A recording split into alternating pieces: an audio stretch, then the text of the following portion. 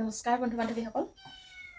চবেই যিহেতু ভাত খোৱা ভিডিঅ' দিয়ে, মই ভাবিলোঁ আজি মই একাহী ভাত খাই দেখোঁ। বৰ একাহী নাই লোৱা পিছে, আপোনালোকে সৰহ দেখিব পাৰে দেই, মুখ চুখ নালাগিলে ৰক্ষা। এয়া ভাত একাহী বাঢ়ি ল'লোঁ, আৰু এইফালে কেঁচাকৈ লৈছোঁ সৰিয়হ শাক, তাৰপিছত এইফালে ধনিয়া, আৰু এইফালে নেমু টেঙা। নেমু টেঙা আমি এনেকৈ কাটোঁ দেই, গোলকৈ নাকাটোঁ।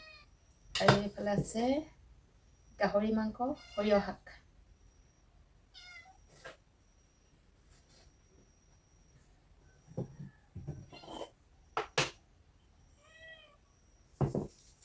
নিমখ হাতে চুই দিছোঁ। এয়া সৰিয়হ শাক এইডাল এনেকৈ মোহাৰি ল'লোঁ। আপোনালোকে এনেকৈ চাটনি খাই নাই জনাবচোন দেই। সৰিয়হ শাক এনেকৈ লাই শাক আৰু সৰিয়হ শাক চাটনি খাবলৈ বৰ ভাল লাগে।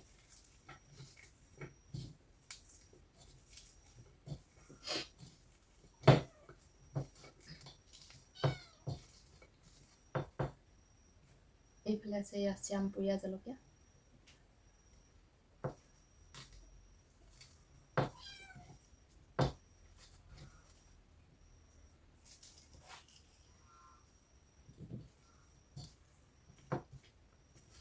সৰিয়হ শাক আৰু লাই শাকত এনেকৈ টেঙা চেপ দি ল'লে আচলতে কিছুমানৰ পেটত ধৰে যে, এই পেটত নধৰে আৰু নেমু টেঙা চেপি ল'লে।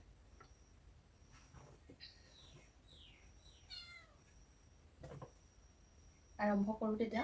আৰু যিসকলে গাহৰি মাংস আচলতে নাখায় তেওঁলোকে ভিডিঅ'টো স্কিপ কৰিব, হয়তো বেয়াও পাব পাৰে। এইটো বস্তু আচলতে চবেই নাখায়, কিন্তু খোৱালোকে খায় যিহেতু, আমি আৰু লুকুৱাই নাখাওঁ। ময়ো বৰ বেছিকৈ নাখাওঁ, তথাপিতো আৰু খাব পাৰোঁ মানে।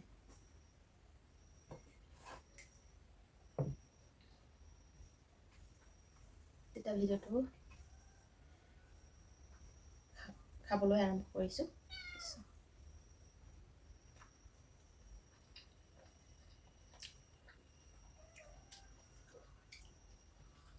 মেকুৰী এজনী আছে, বৰ দিগদাৰ কৰি থাকে।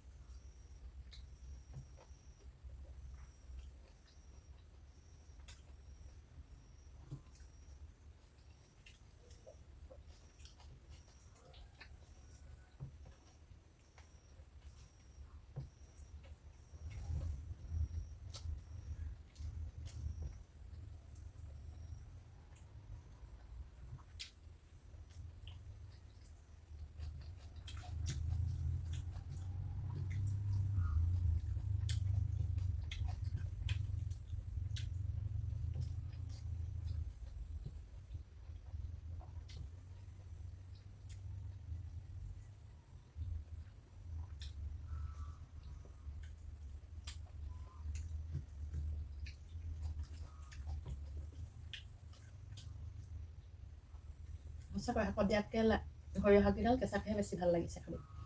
আপোনালোকে খাই চাবচোন।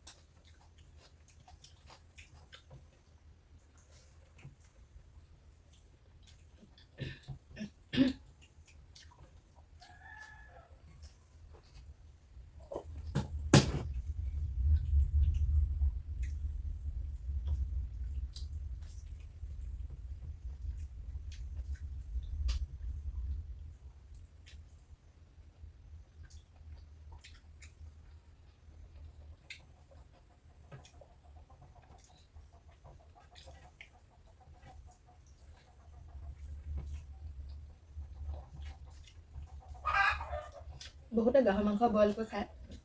মই আচলতে বইল কৰি ল'লোঁ। বইল কৰি পিনি আকৌ তেল পিঁয়াজ ৰচুন দি ভাজি আলু আৰু সৰিয়হ দি এনেকৈ অলপ অলপ জোল কৰিলোঁ।